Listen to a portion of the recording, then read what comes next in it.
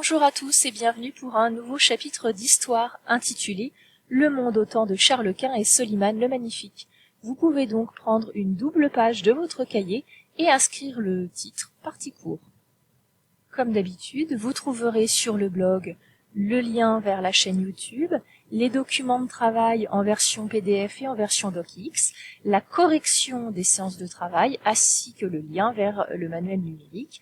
Vous trouverez également les documents pour les différentes séances avec des vidéos, des documents, etc.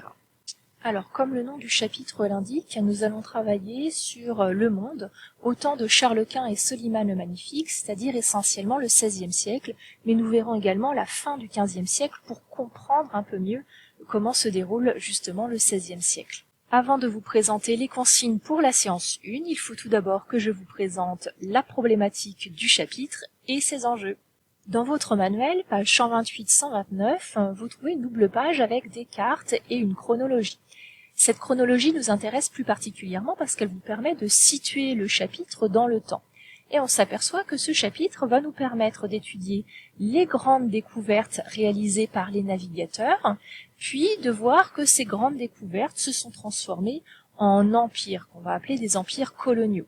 Alors ce chapitre est passionnant parce qu'il va vous permettre de découvrir les grands navigateurs qui ont découvert ce qu'on a appelé de nouveaux mondes, qui en réalité ne sont pas vraiment nouveaux, ils existaient avant, l'Amérique existait évidemment avant qu'on la découvre, c'est juste que les Européens en ignoraient l'existence. Et donc vous allez découvrir à travers ce chapitre que ces grandes découvertes vont mener ensuite les Européens à conquérir et exploiter ces espaces. C'est ce que vous retrouvez avec le document 2, page 127 de votre manuel.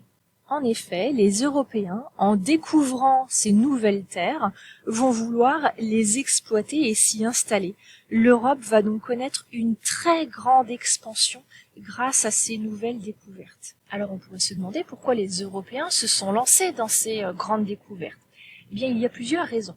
Il y a tout d'abord une raison économique. En fait, en 1453, si vous vous souvenez du chapitre sur l'Empire byzantin, les Turcs ottomans ont pris Constantinople. Donc l'Empire ottoman est là et donc ils sont venus jusqu'à Constantinople et puis après ils ont même étendu leur empire. Cela est très gênant pour les Européens et pour leur commerce avec l'Asie parce qu'ils ne peuvent plus emprunter les routes terrestres et beaucoup de routes maritimes sont prises d'assaut en fait par l'Empire ottoman.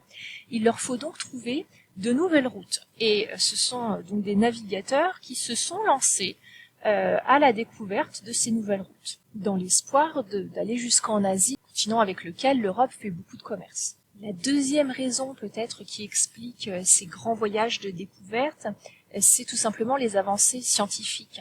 Les bateaux sont plus performants, avec notamment les caravelles, celles qui ont servi à Christophe Colomb, mais on est aussi capable de mieux représenter les mers avec des portulans, avec la boussole, on est capable de mieux se repérer, on est capable de mieux calculer les distances aussi avec le compas. Ou avec l'astrolabe, on se repère grâce aux étoiles, grâce aux astres. Donc les navigateurs sont de plus en plus nombreux à se lancer dans cette aventure de la découverte. Donc il faut bien voir que les avancées scientifiques sont en fait liées au voyage de grande découverte. Alors la prise de Constantinople par les Turcs en 1453 n'a pas pour effet seulement d'entraîner les voyages de grande découverte, ça a aussi comme conséquence d'entraîner des conflits, comme celui entre Charles Quint et Soliman le Magnifique, qui vont se disputer le contrôle de la Méditerranée, qui vont s'affronter au XVIe siècle. Ce sont tous ces enjeux que nous allons étudier pendant ce chapitre. Nous nous demanderons donc comment les Européens repoussent-ils les limites du monde connu? Pourquoi les grandes découvertes changent-elles la vision du monde des Européens? Et donc, quelle expansion l'Europe connaît-elle au XVe et au XVIe siècle? Pour répondre à ces problématiques, nous travaillerons pendant 4 séances. La première séance, nous travaillerons sur les grandes découvertes, le fait que les Portugais et les Espagnols découvrent de nouveaux mondes. Lors des séances 2 et 3, nous travaillerons sur l'exploitation de ces nouveaux mondes par les Portugais et les Espagnols. C'est-à-dire qu'ils vont s'installer en fait sur ces nouvelles terres découvertes et nous allons essayer de comprendre comment cela se passe. Et enfin, dans une dernière séance, dans la séance 4, nous verrons que la Méditerranée est un espace où s'affrontent Charles Quint et Soliman le Magnifique. Alors, il est temps que je vous présente le travail pour la séance 1. Alors, la séance 1 se découpe en fait en 2 parties. On va faire une première partie de repérage dans le temps et dans l'espace.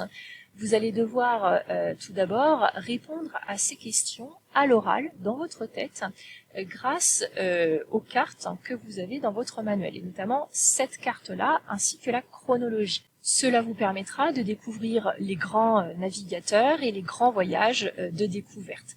Vous pourrez également compléter ce tableau. Alors si vous n'avez pas d'imprimante, c'est pas grave, vous recopiez rapidement ce petit tableau sur le cahier.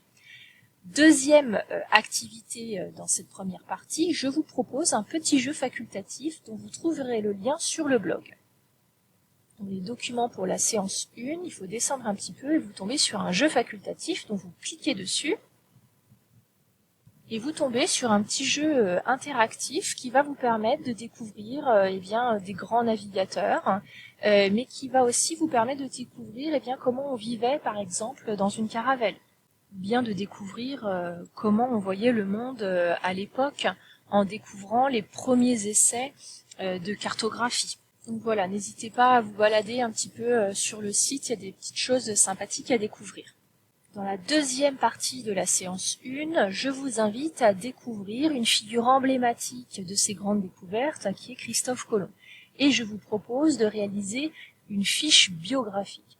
Alors pour cela, vous allez vous aider des documents A et B postés sur le blog, ainsi que le document 3, page 131, le manuel, page 128, puisque vous avez une carte, et puis également le document C posté sur le blog. Donc ces documents-là, A, B et C, et puis dans votre manuel, vous avez la carte page 128, mais également les documents page 131.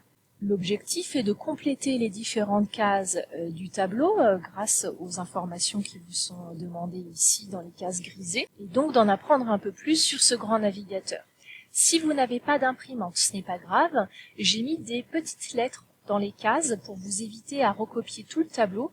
Il suffit donc dans la partie exercice d'inscrire les lettres et en face des lettres de mettre vos réponses. Pour ceux qui peuvent imprimer, vous pouvez reproduire ici à l'aide de la consigne située juste là le premier trajet de Christophe Colomb. Si vous êtes très intéressé par ces voyages de grande découverte, vous pouvez aussi lire la page 130 qui vous présente Vasco de Gama, qui est également un très très grand navigateur, qui lui a pris le parti d'atteindre l'Asie par l'Est. Lorsque vous avez terminé cet exercice, vous pouvez aller visualiser la vidéo D postée sur le blog qui vous permettra de mieux comprendre le premier voyage de Christophe Colomb. Enfin, vous pourrez télécharger la correction, vous corriger, puis recopier la leçon, partie cours. Bon travail!